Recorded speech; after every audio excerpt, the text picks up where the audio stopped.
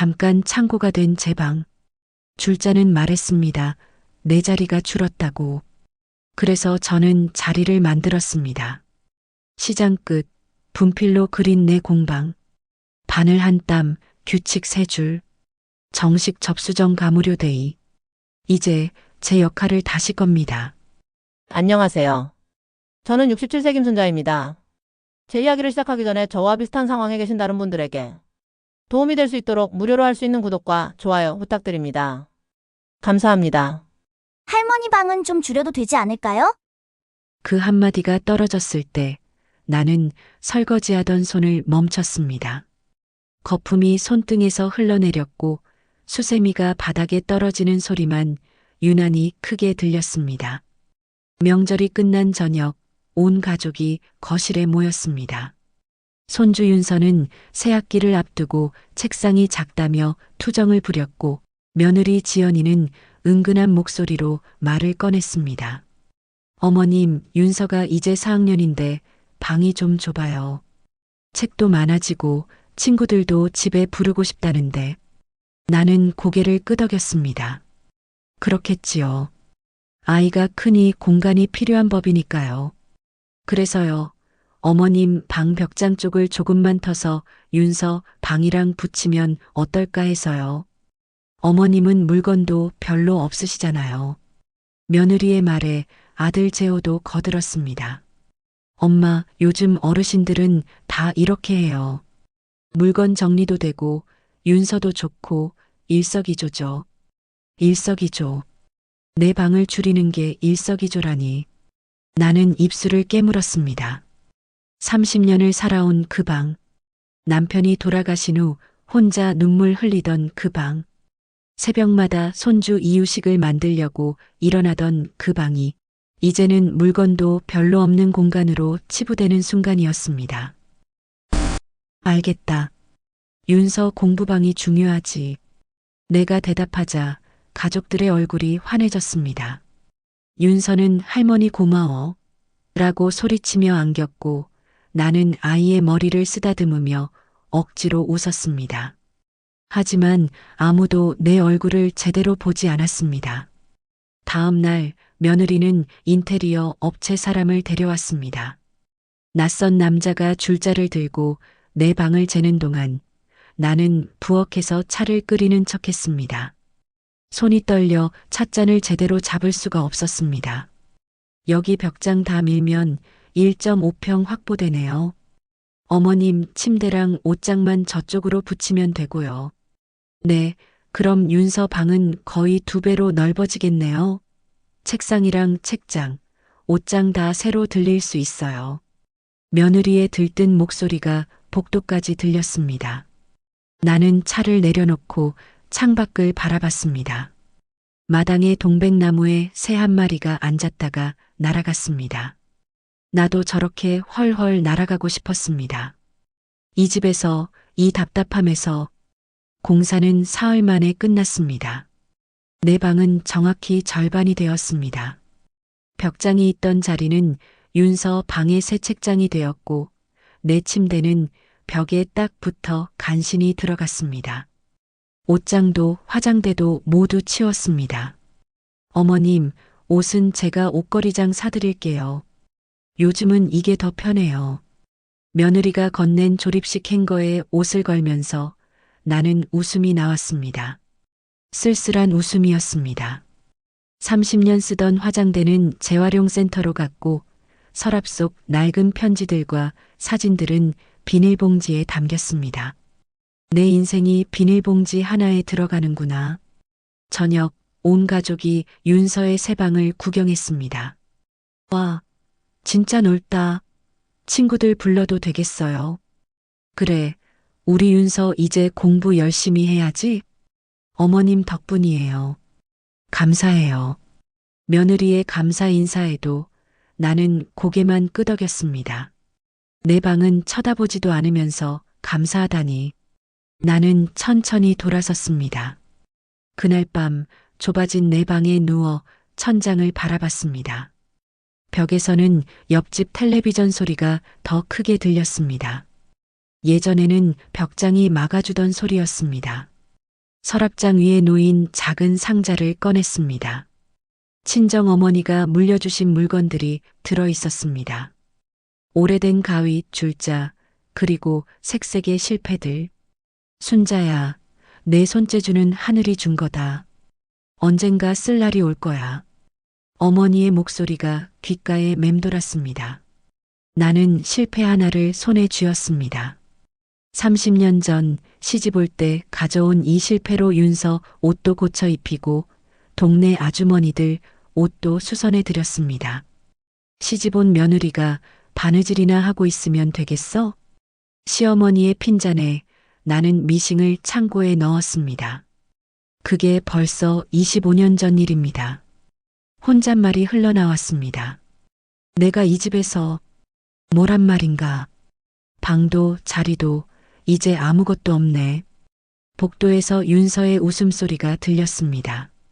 새 방에서 친구와 영상통화를 하는 모양이었습니다. 나는 실패를 도로 상자에 넣고 불을 껐습니다. 어둠 속에서 벽 너머 윤서의 웃음소리만 들렸습니다. 이 집에서 내 소리는 언제부터 사라진 걸까요? 방 축소 공사가 끝난 지 사흘째, 며느리는 정리 도와드릴게요라며 내 방에 들어왔습니다. 손에는 큰 비닐봉투 여러 개를 들고 있었습니다. 어머님, 이제 공간이 줄었으니까 안 쓰는 건 다 정리해야죠. 제가 도와드릴게요. 나는 옷장 앞에 서 있었습니다. 좁아진 방에 간신히 들어간 작은 행거에 옷을 옮겨 걸던 중이었습니다. 그래, 고맙다. 며느리는 서랍장을 열더니 물건들을 하나씩 꺼내기 시작했습니다. 오래된 수첩, 손때 묻은 바늘, 케이스, 실타래들. 이런 건 다 버려도 되죠? 요즘 누가 손바느질 해요. 버려도 된다고? 저건 내가 윤서 첫 돌 때 한복 지을 때 쓰던 건데. 나는 입술을 깨물고 고개를 끄덕였습니다. 며느리의 손은 빨랐습니다. 30년 모아둔 단추들, 리본들, 천 조각들이 순식간에 비닐봉투로 들어갔습니다. 이건 뭐예요? 며느리가 벽장 깊숙한 곳에서 천으로 덮인 물건을 꺼냈습니다. 먼지가 풀썩 날렸습니다. 안 돼. 그건. 천을 걷어내자 낡은 미싱이 모습을 드러냈습니다. 친정어머니가 시집 올 때 가져가라고 주신 그 미싱.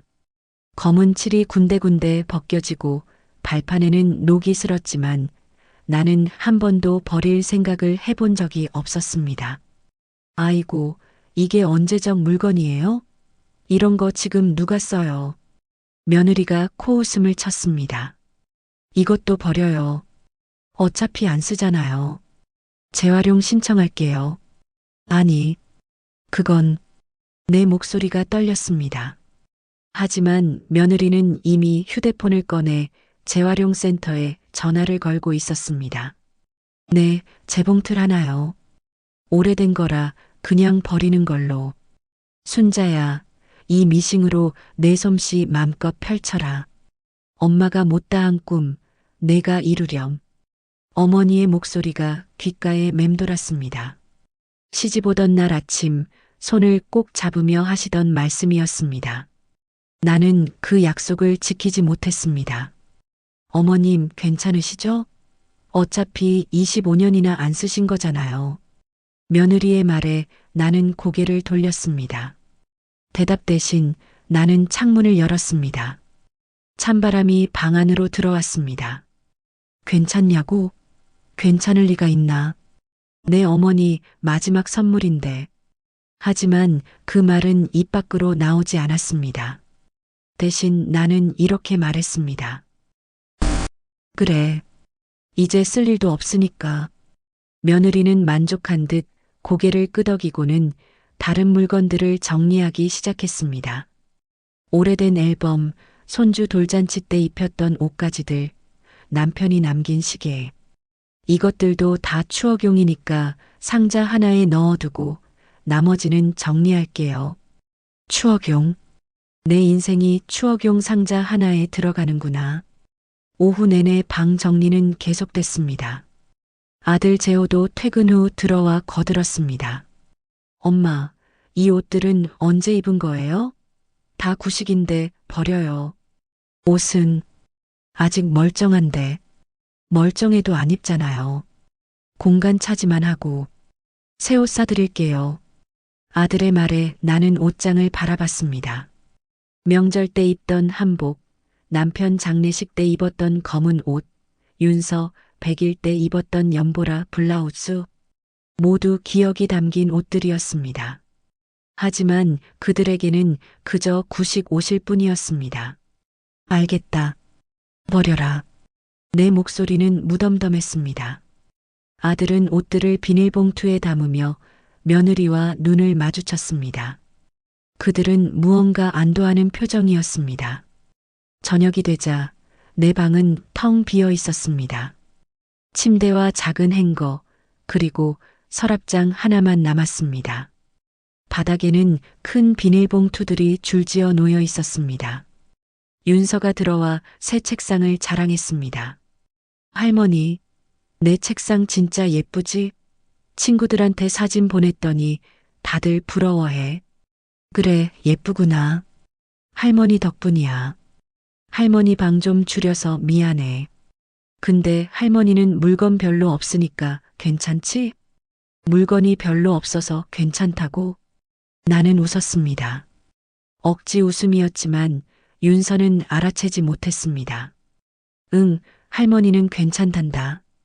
윤서는 방긋 웃고는 자기 방으로 뛰어갔습니다. 새 책상 서랍을 정리해야 한다며 신이 나 있었습니다. 나는 텅 빈 방에 홀로 남았습니다. 밤 10시 재활용센터 트럭이 왔습니다. 아들이 비닐봉투들을 들고 나갔고 나는 창가에 서서 그 모습을 지켜봤습니다. 그리고 마지막으로 천으로 덮인 미싱이 트럭에 실렸습니다. 엄마 미안해요. 약속 지키지 못해서 눈물이 주르르 흘러내렸습니다. 나는 서둘러 눈물을 닦았습니다. 아무도 보지 않아야 했습니다. 트럭이 떠나고 아들이 들어왔습니다. 엄마, 다 정리됐어요. 이제 방도 훨씬 깔끔하죠? 그래. 엄마, 우리도 엄마 편하시라고 하는 거예요. 이해해 주세요. 이해? 무엇을 이해하란 말인가?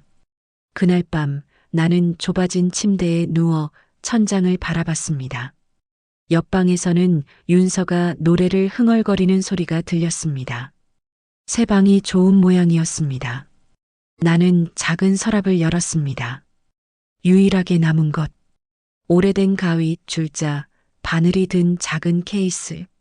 며느리가 못 본 것이었습니다. 이것마저 버리면 나는 정말 아무것도 아니게 되는구나. 손가락으로 가위를 쓰다듬었습니다. 30년 전 윤서 아빠 도롯을 만들 때 쓰던 가위. 윤서 유치원 가방을 수선할 때 쓰던 바늘. 혼잣말이 흘러나왔습니다. 나는 이 집에서 필요 없는 사람이 된 걸까? 내 물건도 내 공간도 이제 다 필요 없는 건가? 복도에서 며느리와 아들의 대화 소리가 들렸습니다. 오늘 진짜 힘들었네. 그래도 다 정리돼서 다행이야. 응. 엄마도 이제 편하실 거야. 물건 없으니까. 편하다고? 나는 지금 편한 게 아니야. 텅 빈 거야. 나는 이불을 머리까지 덮었습니다. 어둠 속에서 친정 어머니의 얼굴이 떠올랐습니다. 엄마, 나 이제 어떻게 해야 해요? 대답은 없었습니다. 다만 먼 곳에서 미싱 돌아가는 소리가 희미하게 들리는 것만 같았습니다. 밤마다 잠이 오지 않았습니다. 좁아진 방, 텅 빈 서랍, 그리고 창고로 사라진 어머니의 미싱. 천장을 바라보며 눈을 감으면 자꾸만 과거가 떠올랐습니다. 30년 전 시집 오던 날. 순자야, 시댁에서도 내 솜씨 뽐내렴. 우리 딸 손재주가 얼마나 좋은데. 친정 어머니는 미싱을 트럭에 실으며 환하게 웃으셨습니다. 하지만 시집 첫날 밤 시어머니의 말씀은 달랐습니다. 며느리가 바느질이나 하고 앉아 있으면 되겠어? 집안일이나 제대로 배워. 나는 미싱을 창고에 넣었습니다. 그게 25년 전 일입니다. 나는 벌떡 일어나 앉았습니다. 새벽 4시, 집안은 조용했습니다. 나는 서랍을 열고 유일하게 남은 바느질 도구들을 꺼냈습니다. 낡은 가위, 줄자, 바늘 케이스, 그리고 색색의 실패들. 이걸로 뭘 할 수 있을까? 손가락으로 바늘을 쓰다듬었습니다. 25년 동안 창고에 있던 미싱은 사라졌지만 손바느질은 아직 할 수 있었습니다. 문득 윤서의 교복이 떠올랐습니다. 지난주 며느리가 단추가 떨어졌는데 수선집 가기 귀찮다며 툴툴거렸던 그 교복. 나는 조용히 방문을 열었습니다. 거실 소파에 걸려있던 윤서의 교복을 집어들었습니다. 단추 하나가 떨어져 나가고 소매 끝이 해져 있었습니다. 나는 바늘에 실을 깨었습니다. 새벽 어둠 속에서 스탠드 하나만 켜고 바느질을 시작했습니다. 한 땀 한 땀. 30년 만에 다시 잡은 바늘이었지만 손은 기억하고 있었습니다. 단추를 달고 소매를 정성스럽게 박음질했습니다. 해진 부분은 안 보이게 감침질로 마무리했습니다. 아, 이 느낌. 손끝에서 천이 미끄러지는 감촉, 실이 당겨지는 느낌, 바늘이 천을 뚫고 나오는 소리. 모두 그리웠던 것들이었습니다. 1시간 뒤 교복은 새 것처럼 단정해졌습니다. 나는 교복을 소파에 가지런히 개어두고 방으로 돌아왔습니다. 내 손에 아직 이런 게 남아 있었구나. 가슴이 뛰었습니다. 오랜만에 느끼는 설렘이었습니다. 아침 며느리가 교복을 발견하고 놀란 목소리로 말했습니다. 이거 누가 고쳤어? 내가 했다. 어머님이요? 아, 그러시구나. 근데 수선집 맡기려고 했는데. 수선집. 내 손이 있는데 수선집이라니. 며느리는 교복을 윤서에게 건네며 별 감흥 없이 말했습니다. 윤서야, 할머니가 고쳐주셨대. 고맙다고 해. 응, 고마워요 할머니. 윤서는 교복을 입으며 거울을 봤습니다. 하지만 단추가 새로 달린 것도 소매가 깔끔해진 것도 알아채지 못했습니다. 나는 그저 고개를 끄덕였습니다. 그날 오후 나는 동네를 걸었습니다. 오랜만에 나온 산책이었습니다. 중앙시장을 지나다 옷수선집 앞에 멈춰 섰습니다. 유리창에 붙은 가격표가 보였습니다. 단추 달기 3,000원 바지 기장 수선 8,000원 옷수선 5,000원. 3,000원. 내가 오늘 아침에 공짜로 해준 게 3,000원이구나. 수선집 안에서는 할머니 한 분이 미싱을 돌리고 있었습니다. 손님이 줄을 서 있었습니다. 저 사람들은 돈을 내고 옷을 고치는데 나는 우리 집에서 공짜로 해주고도 인정받지 못하네. 발걸음을 돌리려는데 옆 건물에 붙은 임대 팻말이 눈에 들어왔습니다. 작은 점포였습니다. 10평도 안 돼 보였습니다. 나는 멈춰섰습니다. 부동산에 들어갔습니다. 젊은 남자 직원이 반갑게 맞았습니다. 어르신, 어떤 걸 찾으세요? 저기 임대 나온 곳 있잖아요. 아, 옆 건물이요? 보증금 500에 월세 40이에요. 작긴 한데 장사하시기엔 괜찮아요. 500만 원. 내가 남편 사망 보험금 받아서 몰래 모아둔 돈이 800만 원. 생각 좀 해보고 올게요. 네, 전화 주세요. 근데 어르신, 무슨 장사 하시려고요? 옷수선이요. 직원이 고개를 끄덕였습니다. 아, 좋죠. 요즘 수선집 찾는 사람 많은데. 근처에 학교도 있고 괜찮을 것 같은데요. 나는 명함을 받아들고 밖으로 나왔습니다. 집으로 돌아오는 길 나는 계속 생각했습니다. 내가 할 수 있을까? 67살에 이 나이에. 하지만 동시에 다른 생각도 떠올랐습니다. 안 하면 뭐가 달라지나? 이대로 이 집에서 투명인간처럼 살 거야? 집에 도착했을 때 며느리가 거실에서 전화 통화를 하고 있었습니다. 응, 우리 시어머니 건강하긴 한데 요즘 좀 이상해. 맨날 방에만 계시고. 이상하다고? 아니, 뭐 큰 문제는 없는데 그냥 좀 우울해 보여. 나이 드시니까 그런가 봐. 나는 조용히 내 방으로 들어왔습니다.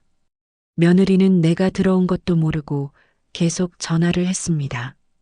밤, 나는 서랍에서 작은 공책을 꺼냈습니다. 30년 전 시집 오면서 가져온 가계부였습니다. 빈 페이지를 펼치고 천천히 적기 시작했습니다. 내가 할 수 있는 것들, 단추 달기, 옷 기장 수선, 지퍼 교체, 구멍 메우기, 손바느질 전체, 간단한 리폼. 적다 보니 생각보다 많았습니다. 필요한 것들, 점포 보증금 500, 월세 40, 미싱 중고로 사면 30만 원, 실, 바늘, 천, 기타 재료 20만 원, 간판, 인테리어 50만 원, 총 600만 원 정도. 내 돈으로 충분했습니다. 하지만 펜을 든 손이 떨렸습니다. 가족들이 뭐라고 할까? 특히 며느리가.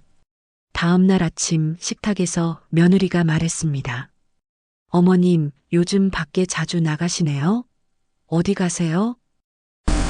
산책. 아, 그러시구나. 좋아요. 운동 삼아. 근데 저녁 준비는 해놓고 가세요. 저녁 준비. 그게 내일이니까. 아들이 거들었습니다. 엄마, 요즘 안색이 안 좋으신데 괜찮으세요? 혹시 어디 아프신 거 아니에요? 아니다. 괜찮아. 그럼 됐고요.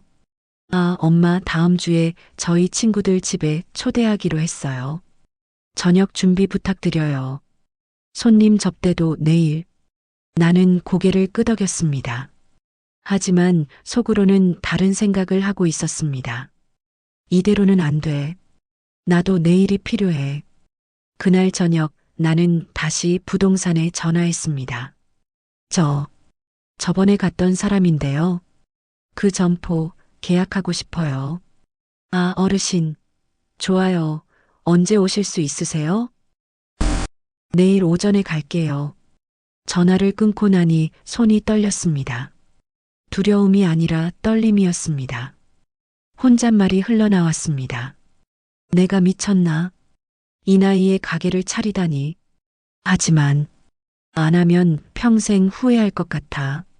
창밖을 바라봤습니다. 가로등 불빛 아래로 늦은 밤 산책하는 사람들이 보였습니다. 나도 저렇게 당당하게 걷고 싶어. 투명 인간이 아니라 김순자라는 사람으로. 서랍에서 통장을 꺼냈습니다. 800만 원이 찍힌 잔액. 남편이 남긴 마지막 선물이었습니다. 여보, 내가 이 돈으로 제대로 된 일을 해볼게요. 지켜봐 주세요. 나는 통장을 꼭 안았습니다. 그리고 처음으로 오랜만에 진짜 웃음이 나왔습니다. 다음 날 아침 나는 부동산 앞에 섰습니다. 손에는 통장과 도장이 들어 있었습니다. 정말 이걸 하는 게 맞을까? 발걸음이 떨어지지 않았습니다. 67년을 살면서 내 이름으로 뭔가를 시작해 본 적이 없었습니다. 늘 누군가의 딸이었고, 아내였고, 며느리였고, 엄마였고, 할머니였습니다. 김순자는 없었습니다. 어르신, 어제 전화하신 분이시죠? 부동산 직원이 손짓했습니다. 나는 천천히 발걸음을 옮겼습니다. 계약서를 펼쳐놓고 설명을 듣는데 갑자기 문이 열렸습니다. 순자야? 익숙한 목소리에 고개를 들었습니다. 정숙이었습니다. 정숙이, 너? 30년 지기 친구 정숙이. 남편 직장 때문에 10년 전 서울로 이사간 뒤로 소식이 끊겼던 친구였습니다. 통통한 얼굴은 그대로였지만 머리는 하얗게 새어 있었습니다. 순자야, 정말 너 맞구나. 나 작년에 다시 이사 왔어. 근데 너 여기서 뭐해? 나는 얼떨결에 계약서를 가리켰습니다. 나 가게 하려고. 가게? 무슨 가게? 오수선. 정수기의 눈이 휘둥그레졌습니다. 부동산을 나와 근처 찻집에 앉았습니다. 정수기는 내 손을 꼭 잡았습니다. 순자야, 내가 드디어 시작하는구나. 내가 얼마나 기다렸는데. 기다렸다니? 옛날에 내가 바느질하던 거 기억나? 동네 아주머니들 옷 고쳐주던 거. 진짜 신기하게도 내 손만 거치면 새 옷이 되더라고. 나는 고개를 숙였습니다. 그게 벌써 30년 전 일이야. 이제 손이 예전 같지 않아. 무슨 소리야? 너 손은 아직도 곱잖아. 정수기가 내 손을 들어 올렸습니다. 주름진 손이었지만 손가락은 가늘고 길었습니다. 순자야, 근데 혼자 하려고? 응. 나도 끼워줘. 나는 눈을 크게 떴습니다. 너, 왜? 정수기의 눈에 물기가 맺혔습니다. 나, 작년에 남편 잃었어. 암이었어. 정수가. 애들은 다 외국 가고 나 혼자야. 집에 있으면 미칠 것 같아. 텔레비전 보다가 울고 밥 먹다가 울고 이러다 정말 죽을 것 같더라고. 정수기가 손수건으로 눈을 닦았습니다. 그래서 뭐라도 해야겠다 싶었는데 마침 너를 만났잖아. 이거 하늘이 준 기회 아니겠어? 나는 정수기의 손을 꼭 잡았습니다. 너 바느질 할 줄 알아? 배우면 되지 뭐. 너한테. 정수기가 환하게 웃었습니다. 오랜만에 보는 그 웃음이었습니다. 우리는 점포로 갔습니다. 작은 공간이었지만 두 사람이 함께하니 꽉 차 보였습니다. 여기에 미싱 2대 놓고 저기에 옷걸이 놓고 정수기는 벌써 설계를 하고 있었습니다. 나는 그 모습을 보며 웃었습니다. 정수가, 나 돈이 많지 않아. 미싱도 중고로 사야 하고. 돈 걱정은 마. 내가 좀 있어. 남편이 보험금 남겨줬거든. 아니야, 그건 내 돈인데. 우리 돈이지. 우리 가게니까. 정수기의 말에 가슴이 뜨거워졌습니다. 그날 저녁 집으로 돌아왔습니다. 거실에서는 아들 가족이 저녁을 먹고 있었습니다. 엄마, 어디 갔다 와요? 저녁 준비 안 하시고. 며느리의 차가운 목소리였습니다. 미안하다. 오늘은 밖에서 일이 좀 있어서. 무슨 일이요? 나는 숨을 깊이 들이쉬었습니다.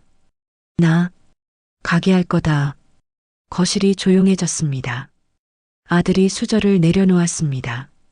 엄마, 무슨 말씀이세요? 오수성 가게. 중앙시장 쪽에 작은 점포 하나 계약했어. 며느리가 코웃음을 쳤습니다. 어머님, 농담이시죠? 이 나이에 무슨 가게예요? 나이가 뭐가 문제야? 할 수 있어. 할 수 있다고요? 어머님, 가게가 장난이에요? 손님 응대는 어떻게 하시려고? 회계는요? 요즘 다 카드 결제하고 온라인 예약하는데. 며느리의 말 한마디 한마디가 날카로웠습니다. 아들이 끼어들었습니다. 엄마, 지연이 말이 맞아요. 그리고 집안일은 누가 해요? 윤서 돌봐주는 거는요? 윤서는 이제 컸잖아. 혼자서도 충분히.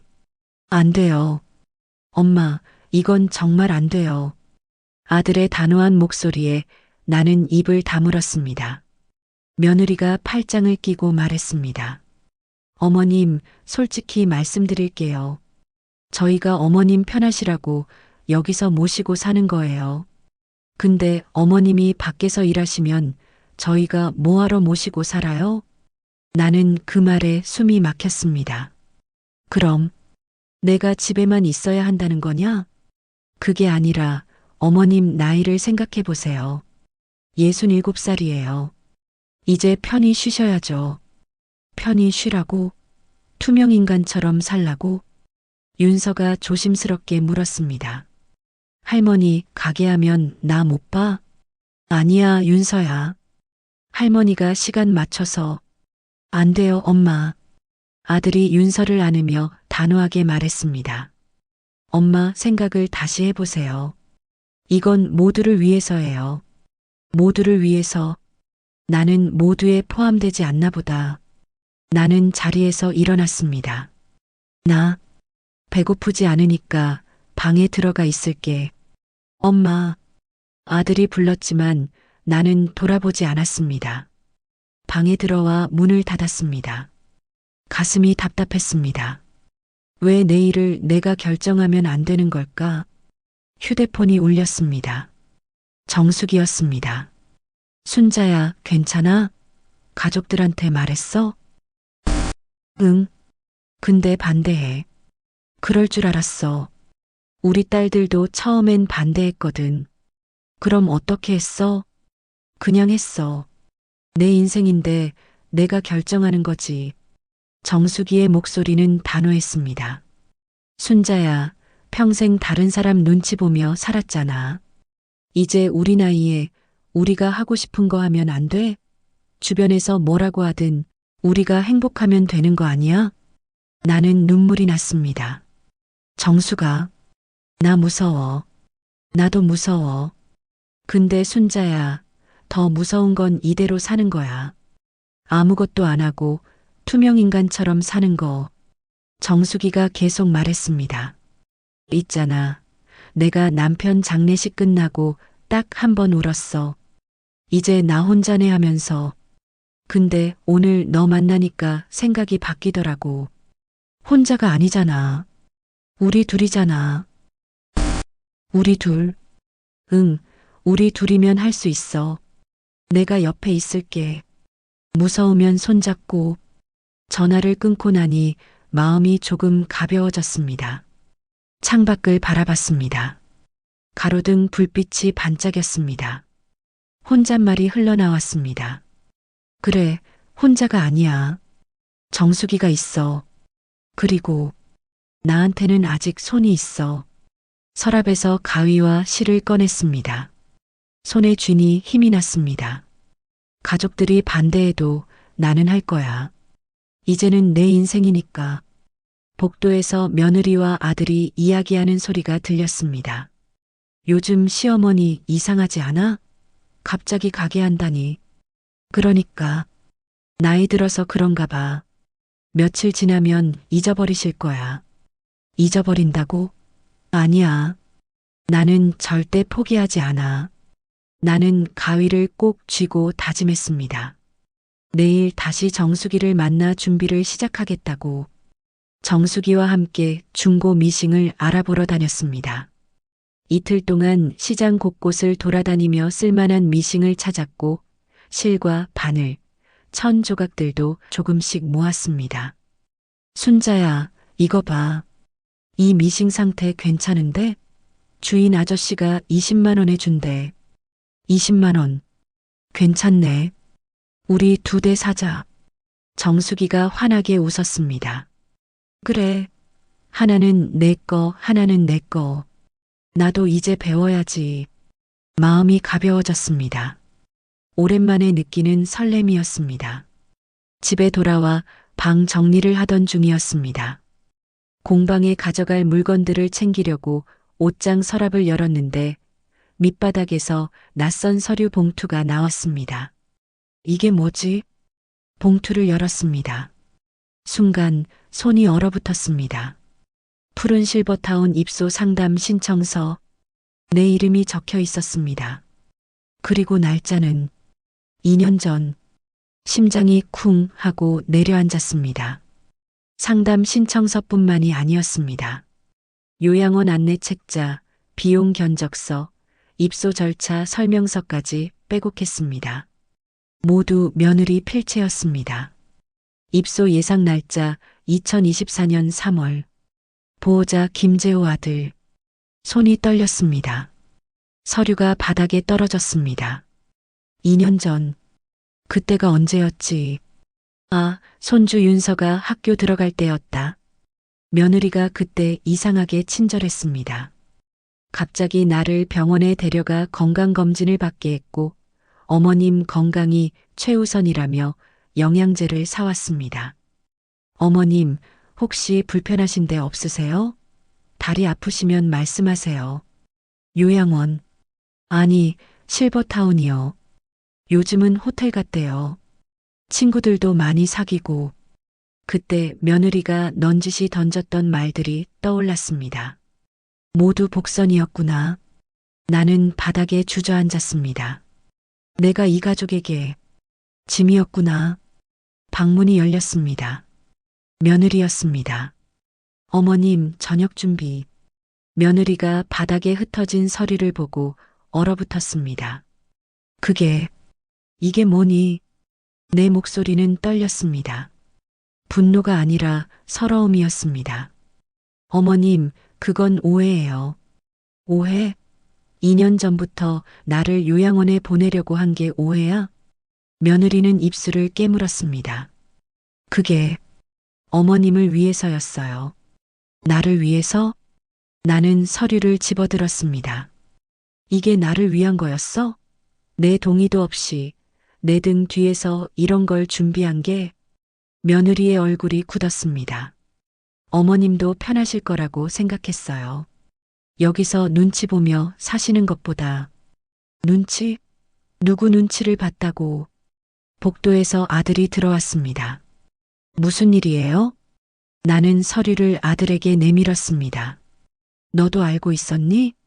아들이 서류를 보더니 고개를 돌렸습니다. 그것이 답이었습니다. 엄마, 대답해. 너도 알고 있었냐고. 알고 있었어요. 가슴이 무너졌습니다. 아들이 변명하듯 말했습니다. 엄마, 그때 상황을 생각해 보세요. 윤서가 학교 들어가고 지연이는 직장 다니고 저도 바빴고 누가 엄마를 돌봐드려요? 돌봐달라고 한 적 없어. 나는 혼자서 할 수 있다고요? 엄마, 솔직히 말씀드릴게요. 며느리가 끼어들었습니다. 어머님은 이 집에서 할 일이 없어요. 청소? 제가 해요. 요리? 윤서는 제 음식만 먹어요. 빨래? 세탁기가 해요. 어머님은 그냥 있는 거예요. 그냥 있다고? 그럼 나를 왜 여기 두는 거야? 그냥 요양원에 보내면 되잖아. 며느리가 한숨을 쉬었습니다. 비용 때문이에요. 요양원은 한 달에 300만 원이에요. 그 돈이 어디 있어요? 그러니까 아들이 조심스럽게 말했습니다. 엄마 국민연금이랑 기초연금 받으시잖아요. 그걸로 생활비 보태고 여기 계시면 비용도 절약되고. 나는 비웃음이 나왔습니다. 그래, 나는 비용 절약용이었구나. 내 연금 받아먹으려고 여기 두는 거였어. 엄마, 그런 뜻이 아니에요. 그럼 뭔데? 나를 요양원 보낼 계획 세우고 돈 아까워서 여기 두고 방은 줄이고. 이게 가족이야? 목소리가 떨렸습니다. 며느리가 차갑게 말했습니다. 어머님도 현실을 보세요. 요즘 시어머니 모시는 집이 어디 있어요? 저희도 최선을 다한 거예요. 최선? 내 등 뒤에서 요양원 알아보고 내 방 줄이고 내 물건 버린 게 최선이야? 어차피 안 쓰시는 거잖아요. 며느리의 목소리가 높아졌습니다. 솔직히 말할게요. 어머님은 이 집에 도움이 안 돼요. 윤서 봐주는 것도 제대로 못 하시고 요리도 입맛 안 맞고. 저희가 참고 모시고 사는 거예요. 참고 모신다고. 나는 천천히 고개를 끄덕였습니다. 그래, 참고 모시고 있었구나. 고생 많았네. 윤서가 방문 틈으로 고개를 내밀었습니다. 할머니, 윤서야, 들어가 있어. 며느리가 윤서를 밀어 넣었습니다. 나는 서류를 주었습니다. 하나하나 다시 봉투에 넣으며 말했습니다. 걱정 마. 이제 요양원 보낼 필요 없어. 엄마, 내가 나갈 테니까. 아들이 당황했습니다. 엄마, 무슨 말씀을? 나 가게 한다며. 거기서 살면 돼. 이 집에 짐 되지 않게. 며느리가 비웃었습니다. 가게요? 아직도 그 생각하세요? 어머님, 정신 차리세요. 나는 며느리를 똑바로 쳐다봤습니다. 정신 차린 건 너희가 아니라 나야. 이 집에서 나를 필요로 하지 않는다는 걸 이제야 알았어. 방문을 닫았습니다. 복도에서 아들 부부가 무언가 이야기하는 소리가 들렸지만 더 이상 듣고 싶지 않았습니다. 나는 침대에 쓰러졌습니다. 요양원 서류를 보니 눈물이 났습니다. 2년 전부터 계획했다는 것, 그 모든 친절이 거짓이었다는 것. 나는 정말 짐이었구나. 휴대폰을 꺼내 정숙에게 전화했습니다. 정숙아, 순자야? 왜 무슨 일 있어? 나 집 나갈 거야. 뭐? 갑자기 왜? 나는 울먹이며 모든 걸 설명했습니다. 정숙이 단호하게 말했습니다. 당장 나와. 우리 집으로 와. 괜찮겠어? 괜찮고 말고. 순자야, 그런 집에서 하루라도 더 있으면 안 돼. 당장 짐 싸. 전화를 끊고 가방을 꺼냈습니다. 옷 몇 벌, 바느질 도구, 통장. 그게 전부였습니다. 30년을 산 집에서 가져갈 게 이것밖에 없었습니다. 혼잣말이 흘러나왔습니다. 참고 모셨다고? 좋아. 이제 참을 필요 없어. 나도 이제 내 길 갈 테니까. 창밖을 바라봤습니다. 밤하늘에 별이 떠 있었습니다. 여보, 미안해요. 우리 아들 이렇게 키운 게 아닌데. 남편 얼굴이 떠올랐습니다. 돌아가시기 전 마지막으로 하신 말씀. 순자야, 너무 참지 마. 내 인생도 살아. 이제야 당신 말을 실천하려고요. 가방을 들고 방문을 열었습니다. 이제 정말 떠날 시간이었습니다. 가방을 들고 방문을 열었습니다. 복도에는 아무도 없었습니다. 거실에서 텔레비전 소리만 들렸습니다. 조용히 나가자. 소란 피우지 말고. 현관으로 향했습니다. 신발을 신으려는데 거실 불이 켜졌습니다. 엄마, 뭐 하세요? 아들이 소파에서 일어났습니다. 밤 10시였습니다. 나간다. 이 밤에 어디를 가세요? 그건 내가 알 바 아니야. 나는 신발끈을 묶었습니다. 며느리가 잠옷 차림으로 나왔습니다. 어머님, 진심이세요? 정말 나가시게요? 그래. 내가 이 집의 짐이라며. 짐은 치워야지. 며느리가 팔짱을 꼈습니다. 좋아요. 나가세요. 저희도 편하고. 지연아. 아들이 며느리를 말렸지만 며느리는 아랑곳하지 않았습니다. 뭐가 잘못됐어요? 어차피 어머님도 원하시는 거잖아요. 가게 한다고, 독립하신다고. 며느리의 눈빛은 차가웠습니다. 엄마, 진정하세요.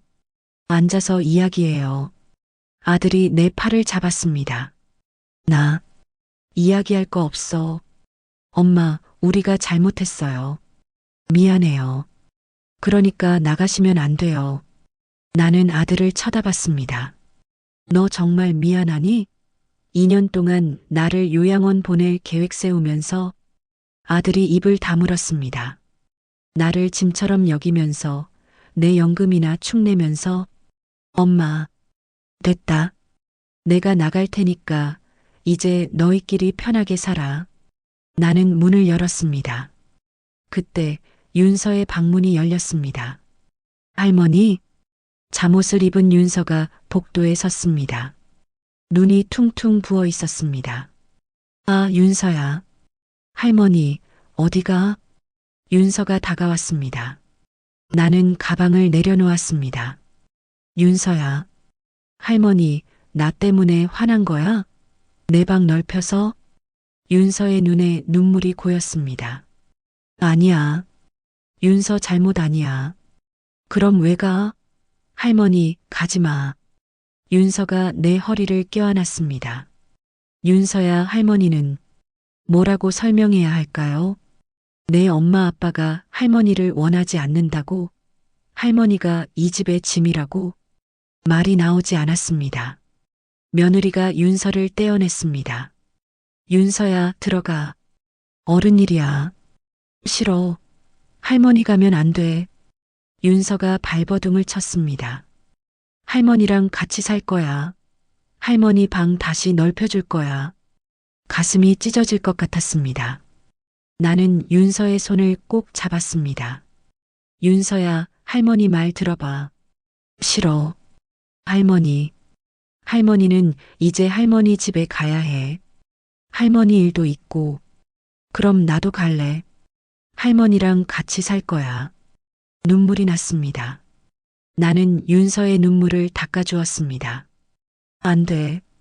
윤서는 여기서 엄마 아빠랑 있어야지. 싫어. 할머니랑 있을 거야. 윤서가 내 목을 껴안았습니다. 작은 몸이 흐느꼈습니다. 나는 윤서를 안았습니다. 마지막으로, 윤서야, 할머니가 윤서 많이 사랑해. 알지? 응. 나도 할머니 사랑해. 그럼 이제 방에 들어가. 응? 할머니. 다시 와. 나는 대답할 수 없었습니다. 며느리가 윤서를 들어 올렸습니다. 윤서야, 가자. 할머니 보내드려야지. 싫어. 할머니. 윤서가 손을 뻗었습니다. 나는 그 손을 잡아주지 못했습니다. 잡으면 안 됐습니다. 잡으면 나갈 수 없었습니다. 윤서의 방문이 닫혔습니다. 안에서 우는 소리가 들렸습니다. 할머니, 할머니. 나는 눈을 감았습니다. 눈물이 주르르 흘렀습니다. 아들이 다가왔습니다. 엄마, 정말 이러실 거예요? 그래. 엄마가 우릴 이해 좀 하세요. 우리도 힘들어요. 직장 다니고 애 키우고 엄마까지 모시는 게 얼마나 힘든데요. 이해하라고. 이해? 나는 천천히 고개를 들었습니다. 나는 평생 이해만 했어. 시집 와서 시어머니 눈치 보고 너 키우느라 새벽 청소 일하고 며느리 눈치 보고 평생을 이해만 하며 살았단 말이야. 그러니까. 그런데 너희는 나를 단 한 번도 이해한 적 없잖아. 내 방 줄일 때, 내 물건 버릴 때, 요양원 알아볼 때, 단 한 번도 내 마음을 물어보지 않았어. 아들이 입을 다물었습니다. 이제 너도 이해해라. 나는 더 이상 참지 않겠다는 걸. 나는 가방을 들었습니다. 며느리가 비웃듯 말했습니다. 어머님 가셔서 어떻게 사실 건데요? 67살에 혼자? 혼자 아니야. 친구도 있고 일도 있어. 일이요? 그 가게 장난이요? 한 달도 못 버티실 거예요. 그건 내가 걱정할 일 아니야. 며느리의 얼굴이 굳었습니다. 좋아요. 가세요. 대신 나중에 후회하지 마세요. 후회는 내가 할 일이야. 나는 신발을 신었습니다. 아들이 마지막으로 물었습니다. 엄마, 정말 다시는 안 오실 거예요? 나는 문고리를 잡았습니다. 모르겠다. 아마도. 엄마, 나중에 전화할게. 윤서한테 잘해줘. 나는 문을 열었습니다. 계단을 내려가는데 위에서 윤서의 울음소리가 들렸습니다. 할머니, 가지 마. 할머니. 발걸음이 멈춰졌습니다. 돌아가고 싶었습니다. 하지만 돌아갈 수 없었습니다. 아파트 정문을 나섰습니다. 차가운 밤바람이 불었습니다. 나는 멈춰서서 뒤를 돌아봤습니다. 20층 우리 집에 불이 켜져 있었습니다. 윤서 방불도 켜져 있었습니다. 윤서야, 미안해. 할머니가 너를 두고 가서. 휴대폰이 울렸습니다. 정숙이었습니다. 순자야, 어디야? 내가 택시 타고 갈게. 아파트 앞이야. 거기 있어. 10분 안에 갈게. 전화를 끊고 벤치에 앉았습니다. 30년을 살던 집. 가방 하나 들고 나왔습니다. 혼잣말이 흘러나왔습니다. 정말 이게 맞는 걸까? 윤서를 두고 아들을 두고 모든 걸 버리고 나오는 게 하지만 동시에 다른 생각도 들었습니다. 그래, 이게 맞아. 더 이상 짐처럼 살 순 없어. 나도 사람이야. 존중받을 자격이 있어. 택시가 섰습니다. 정숙이 뛰어내렸습니다. 순자야. 정숙이 나를 껴안았습니다. 많이 힘들었지? 이제 괜찮아. 내가 있잖아. 나는 정숙의 품에서 울었습니다. 30년을 참았던 눈물이 쏟아졌습니다. 택시가 출발했습니다. 뒤를 돌아보니 아파트가 점점 멀어졌습니다. 윤서야, 미안해. 할머니 용서해. 재호야, 잘 살아라. 엄마는 이제 엄마 길을 갈게. 창밖을 바라보며 생각했습니다. 이제 시작이야. 김순자의 진짜 인생이. 정숙이 내 손을 꼭 잡았습니다. 순자야, 우리 잘 될 거야. 꼭. 나는 고개를 끄덕였습니다. 그래, 잘 될 거야. 반드시. 하지만 가슴 한쪽은 여전히 아팠습니다. 윤서의 울음소리가 귓가에 맴돌았습니다. 혼잣말이 흘러나왔습니다. 윤서야, 할머니가 꼭 성공해서 당당한 모습으로 다시 만나자. 그때까지 기다려줘. 택시는 밤거리를 달렸습니다. 새로운 시작을 향해서 정숙이 집에서 일주일을 보냈습니다. 낮에는 공방 준비를, 밤에는 손바느질 연습을 했습니다. 정숙이는 생각보다 손재주가 좋았습니다. 순자야, 이렇게 하는 거 맞아? 응, 잘했어. 바늘 각도만 조금 더 눕혀봐. 오, 이거네. 쉽게 들어가네. 우리는 중고 미싱 2대를 닫고 실과 바늘을 정리하고 가격표를 만들었습니다. 단추 달기 2,000원 바지 기장 수선 7,000원 옷 수선 5,000원. 시장 수선집보다 조금 저렴하게 책정했습니다. 공방 이름을 정했습니다. 순자야, 이름 뭘로 할까? 바느질 할머니 공방은 어때? 딱 좋다. 정겹고 기억하기 쉽고. 간판도 작게 만들었습니다. 돈이 많지 않았기 때문입니다. 하지만 정숙이가 알록달록한 천조각으로 간판을 꾸몄고 생각보다 예뻤습니다. 드디어 오픈날. 2025년 10월 15일 화요일. 나는 새벽부터 잠을 이룰 수 없었습니다. 정수가 손님 올까? 올 거야. 우리 전단지 100장이나 돌렸잖아. 하지만 불안했습니다. 오전 9시 문을 열었습니다. 첫 손님은 옆 가게 아주머니였습니다. 어머, 여기 새로 생겼네요. 바지 기장 좀 줄여주실 수 있어요? 네, 당연하죠. 나는 떨리는 손으로 바지를 받았습니다. 정숙이가 옆에서 격려의 눈빛을 보냈습니다. 한 땀 한 땀 정성스럽게 바느질했습니다. 30분 뒤 완성. 와, 깔끔하네요. 얼마예요? 7,000원입니다. 시장보다 싸네. 다음에 또 올게요. 첫 매출 7,000원. 나는 그 돈을 손에 쥐고 눈물이 났습니다. 내 손으로 번 돈. 67년 만에 처음이야. 소문은 빠르게 퍼졌습니다.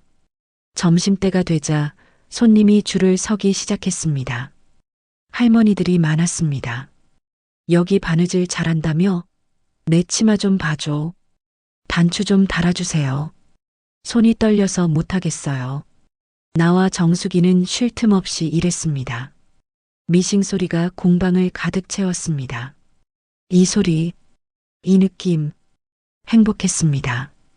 오랜만에 느끼는 진짜 행복이었습니다. 오후 3시쯤 할머니 한 분이 헌 바지를 들고 왔습니다. 이거 고칠 수 있을까요? 돈이 없어서. 바지는 너덜너덜했습니다. 무릎이 다해지고 지퍼도 고장났습니다. 할머니, 이건 수선보다 새로 사시는 게. 돈이 없어요. 기초연금으로 겨우 사는데. 나는 정숙이와 눈을 마주쳤습니다. 할머니, 공짜로 해드릴게요. 네. 공짜요? 네. 우리 가게 첫 손님 할인이에요. 사실 첫 손님은 아니었지만 나는 그렇게 말했습니다. 할머니가 눈물을 글썽이며 감사하다고 했습니다. 정수기가 귓속말로 물었습니다. 순자야, 공짜로 해줄 거야? 응. 우리도 저렇게 살 수 있잖아. 도와주자. 정수기가 웃었습니다. 좋아. 나도 찬성. 그날부터 우리는 규칙을 만들었습니다. 매주 목요일은 저소득 어르신 무료 수선의 날. 벽에 공지를 붙였습니다. 입소문이 났고 목요일마다 할머니, 할아버지들이 찾아왔습니다. 정말 공짜예요? 네, 마음껏 가져오세요. 고맙습니다. 정말 고맙습니다. 우리는 바빴지만 행복했습니다. 2주 뒤 중앙신문 기자가 찾아왔습니다. 안녕하세요. 무료수선 봉사한다는 소문 듣고 왔는데요. 아, 네. 인터뷰 좀 할 수 있을까요? 좋은 이야기 같아서요. 기자는 우리 이야기를 들었습니다. 67살에 공방을 시작한 것, 친구와 함께 꿈을 이룬 것, 어려운 어르신들을 돕는 것. 사흘 뒤 신문에 우리 이야기가 실렸습니다. 67세 할머니의 새 출발, 바느질로 나눔을 잇다. 사진도 실렸습니다. 미싱 앞에 앉은 나와 정수기의 모습. 나는 신문을 보며 울었습니다. 정수가 우리 신문에 나왔어. 봐봐, 내 얼굴 정말 멋있다. 당당해 보여. 당당하다. 맞아. 이제 나는 당당해. 신문 기사 이후 손님이 폭주했습니다. 젊은 엄마들도 왔고 대학생들도 왔습니다. 할머니, SNS에서 봤어요. 여기 진짜 싸고 잘하신대요. 바지 리폼 가능하세요? 빈티지 옷 수선해 주실 수 있어요? 우리는 새벽부터 밤까지 일했습니다. 힘들었지만 보람찼습니다. 매출도 늘었습니다. 한 달에 300만 원 정도. 둘이서 나누면 각자 150만 원씩. 생전 처음 버는 돈이었습니다. 그런데 어느 날 오후 익숙한 목소리가 들렸습니다. 할머니, 윤서였습니다. 문을 열고 들어온 윤서. 뒤에는 아들과 며느리가 서 있었습니다.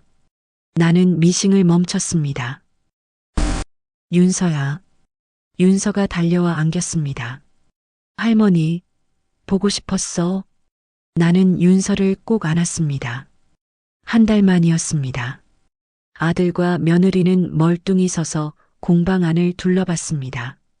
벽에 붙은 신문 기사, 알록달록한 실과 천들, 줄 서 있는 손님들, 바쁘게 움직이는 나와 정수기.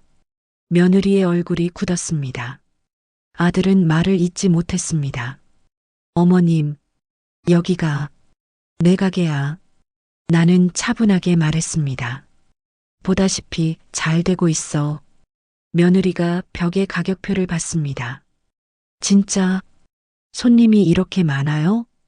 응. 요즘은 예약도 받아. 정수기가 옆에서 거들었습니다. 순자가 소문났어요. 솜씨가 워낙 좋으니까. 윤서가 신문 기사를 보고 소리쳤습니다. 할머니, 신문에 나왔어? 대박. 우리 할머니 완전 유명인이네. 윤서가 휴대폰을 꺼냈습니다. 할머니, SNS에도 있어. 여기 봐. 바느질 할머니 공방 진짜 해자 이런 댓글 엄청 많아. 윤서는 휴대폰을 아들에게 보여줬습니다. 아빠 봐봐. 할머니 멋있지? 아들은 휴대폰을 보다가 나를 쳐다봤습니다. 눈빛이 복잡했습니다. 미안함, 부끄러움, 놀라움. 엄마, 왜? 정말 혼자서 이 모든 걸? 혼자 아니야. 정숙이랑 같이. 나는 미싱으로 돌아앉았습니다. 며느리가 조심스럽게 물었습니다. 어머님, 매출은 어떠세요? 왜 궁금해? 그게, 걱정 마. 내가 알아서 잘 살아. 너희 신세 안 져. 며느리의 얼굴이 붉어졌습니다. 윤서가 작업대에 앉아 있는 천 조각들을 만지작거렸습니다. 할머니, 이건 뭐예요? 아, 그거 무료 수선해 드릴 할아버지 바지야. 무료요? 왜 공짜로 해줘요? 돈 없는 어르신들 도와드리려고. 매주 목요일은 무료의 날이거든. 윤서의 눈이 반짝였습니다. 할머니, 정말 멋있어. 그 말에 가슴이 뭉클했습니다. 윤서야, 우리 할머니가 제일 멋있어. 착하고 솜씨 좋고 유명하고. 윤서가 나를 껴안았습니다. 아들이 입을 열었습니다. 엄마, 저희가 잘못했어요. 엄마가 이런 능력이 있는 줄 몰랐어요. 아니, 알면서도 무시했어요. 아들의 목소리가 떨렸습니다. 신문 보고 깜짝 놀랐어요. 우리 엄마가 이렇게 대단한 사람인 줄. 며느리도 고개를 숙였습니다. 어머님, 죄송해요. 제가 어머님을 너무 무시했어요. 나는 그들을 쳐다봤습니다. 이제 알았어? 네. 정말 죄송해요. 하지만 나는 고개를 저었습니다. 미안하다고 다 되는 건 아니야. 너희가 나한테 한 것들 쉽게 잊혀지지 않아.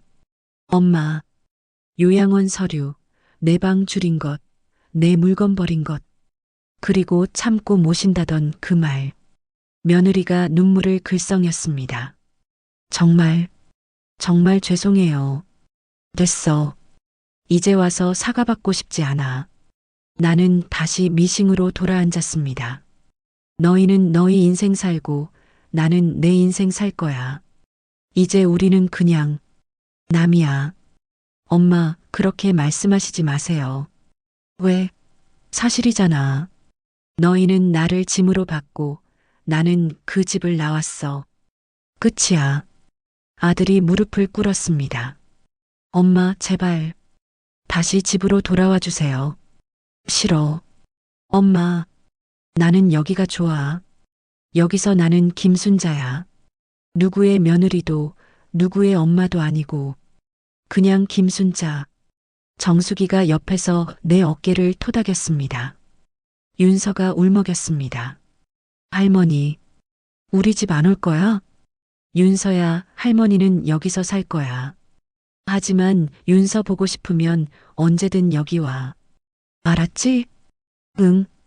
자주 올게. 나는 윤서의 머리를 쓰다듬었습니다. 아들 가족이 나갈 때 며느리가 마지막으로 물었습니다. 어머님, 정말 저희를 용서 못 하시는 거예요? 나는 잠시 생각했습니다. 용서는 시간이 필요해. 당장은 무리야. 알겠습니다. 그들이 문을 나섰습니다. 윤서만 몇 번이고 뒤돌아봤습니다. 나는 손을 흔들어줬습니다. 정수기가 물었습니다. 순자야, 괜찮아? 응, 괜찮아. 정말 괜찮았습니다. 그날 밤 공방 문을 닫으며 하루를 돌아봤습니다. 손님 30명, 매출 25만 원, 무료 수선 5건, 그리고 가족을 만난 일. 혼잣말이 흘러나왔습니다.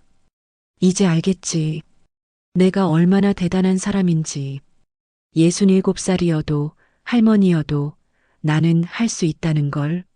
미싱 바늘이 희미하게 반짝였습니다. 여보, 봤어요? 나 해냈어요. 당신이 못 보는 게 아쉽지만 하늘에서 자랑스러워해 주겠죠? 내일도 문을 열 것입니다. 내 이름으로 내 자리에서. 공방을 연 지 2달이 지났습니다. 이제는 예약이 밀려서 일주일 전에 미리 신청해야 했습니다. 정수기와 나는 새벽부터 밤까지 바쁘게 손을 놀렸지만 단 한 번도 힘들다고 생각해 본 적이 없었습니다. 이것이 내가 원하던 삶이었습니다. 매주 목요일 무료 수선의 날은 계속됐습니다. 어르신들이 고맙다며 가져오시는 김치, 떡, 과일들이 냉장고를 가득 채웠습니다. 할머니, 이거 우리 집에서 담근 김치예요.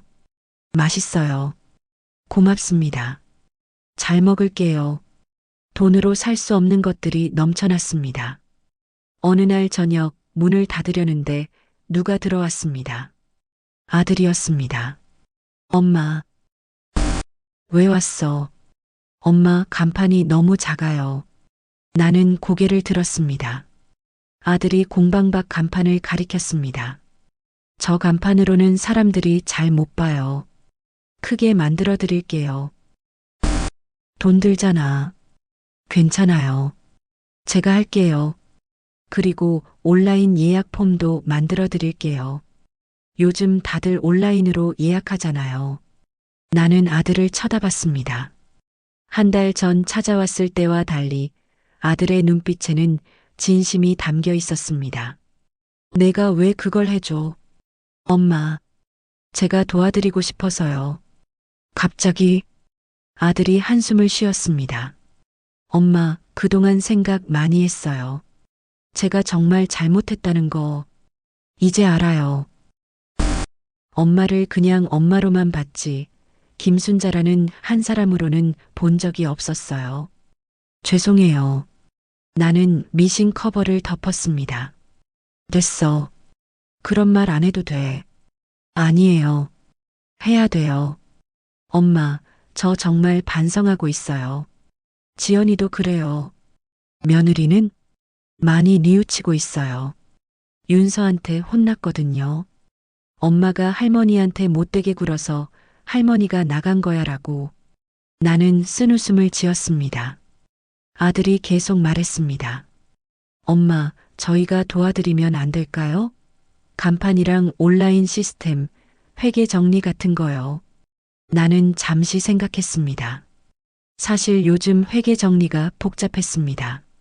손님이 많아지니 장부 쓰기가 버거웠고 온라인 예약은 정수기와 둘 다 어려워했습니다. 도움이 필요하긴 했습니다. 하지만 조건 없이 받아들일 수는 없었습니다. 고맙다. 대신 규칙 3가지. 네. 나는 작업대 옆 분필을 집었습니다. 천천히 벽으로 걸어가 하얀 분필로 또박또박 썼습니다. 1. 공방의 일은 내 결정. 너희가 도와줘도 모든 결정은 내가 해. 손님 받을지, 가격 정할지, 무료 수선 계속할지. 전부 내가 결정해. 아들이 고개를 끄덕였습니다. 2. 가족 수선도 정식 접수정가 적용. 너희 옷 고쳐달라고 해도 정식으로 접수하고 돈 내. 가족이라고 공짜 없어. 엄마, 이건 내 일이야. 존중받아야 해. 아들이 입술을 깨물었습니다. 3. 수익 일부는 매월 저소득 어르신 무료 데이로. 이건 내가 꼭 하고 싶은 거야. 돈 벌려고 이거 하는 게 아니야. 나는 분필을 내려놓았습니다. 이 3가지 지킬 수 있으면 도와줘. 못 지키겠으면 안 받을게. 아들이 벽에 쓰인 규칙들을 읽었습니다. 한참을 바라보다가 천천히 웃었습니다. 알겠어요, 사장님. 뭐, 엄마가 아니라 사장님이잖아요. 여기서는 아들이 정중하게 고개를 숙였습니다. 필요하신 거 있으면 말씀하세요. 말씀하실 때만 도울게요. 제 마음대로 하지 않을게요. 나는 아들을 똑바로 봤습니다. 한 달 전에 아들과는 달랐습니다. 눈빛에 존중이 담겨 있었습니다. 고맙다. 아니에요. 제가 더 고마워요, 엄마. 아니, 사장님. 아들이 장난스럽게 웃었습니다. 나도 따라 웃었습니다. 윤서는 잘 지내? 네. 주말마다 여기 오고 싶다고 조르는데. 데려와. 언제든. 정말요? 응. 윤서는 내 손녀니까. 아들의 눈이 촉촉해졌습니다. 엄마, 괜찮아. 나 이제 괜찮아. 그리고 재호야. 네. 너도 지연이도 나한테 잘하려고 억지로 애쓰지 마. 그냥 서로 존중하면 돼. 그것만. 아들이 고개를 끄덕였습니다. 알겠어요. 존중하겠습니다, 사장님. 우리는 웃었습니다. 어색하지만 새로운 시작 같았습니다. 아들이 나간 뒤 정수기가 들어왔습니다. 순자야, 다 들었어. 잘했어. 그래. 규칙 세운 거 완전 멋있더라. 특히 가족도 정가 적용. 당연하지. 내일인데. 정수기가 벽에 규칙들을 쓰다듬었습니다. 순자야, 내가 정말 많이 변했어. 많이? 응. 예전에는 늘 눈치 보고 참고 양보하던 내가 이제는 당당해. 나는 고개를 끄덕였습니다. 정수가 나 67년 만에 처음 배웠어. 내 삶은 내가 정하는 거라는 걸. 그래, 맞아. 불을 끄고 문을 잠갔습니다. 어둠 속에서 미싱 바늘이 희미하게 반짝였습니다. 가로등 불빛을 받아 반사되는 작은 빛이었습니다. 나는 그 빛을 한참 바라봤습니다. 30년 전 친정 어머니가 주셨던 미싱은 사라졌지만 이제 나는 새 미싱이 있었습니다. 내 돈으로, 내 손으로 장만한 미싱. 엄마, 이제 약속 지켰어요. 늦었지만 제대로 시작했어요. 혼잣말이 흘러나왔습니다. 자리를 빼앗기면 역할도 사라집니다. 그래서 나는 자리를 만들었습니다. 집의 한 칸은 비었지만 중앙시장 끝 이 작은 공방에는 내 이름이 걸렸습니다. 바느질 할머니 공방 마이너스 대표 김순자. 그리고 벽에는 내 규칙이 분필로 새겨졌습니다. 아무도 함부로 지우지 못할 규칙. 내일도 문을 엽니다.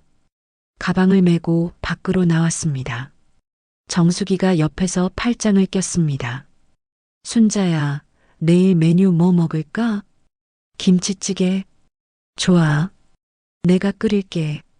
우리는 나란히 걸었습니다. 두 할머니의 발걸음은 가벼웠습니다.